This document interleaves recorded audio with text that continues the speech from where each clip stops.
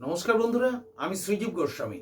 আজ আপনাদেরকে দেখাতে চলেছি যে যদি কোনো জাতক বা জাতিকার এই যে দেখছেন বৃহস্পতির ক্ষেত্র থেকে অর্থাৎ তর্জনীর নিচ থেকে যে রেখা শুরু হয়ে মণিবন্ধের দিকে যায় তাকে বলা হয় আয়ুরেখা।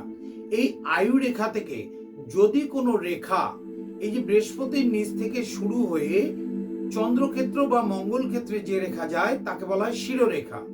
এই আয়ুরেখা থেকে কোনো রেখা শুরু হয়ে যদি এই শিরোরেখাকে স্পর্শ করে এবং সেই কোণ অর্থাৎ সেখানে যদি একটা ত্রিভুজ আকৃতি হয়, তাহলে সেই জাতক হবেন বিজ্ঞান শাস্ত্রে আগ্রহী এবং সেই জাতক হবেন ভীষণ বুদ্ধিমান।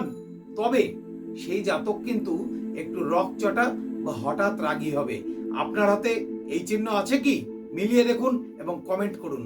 নমস্কার।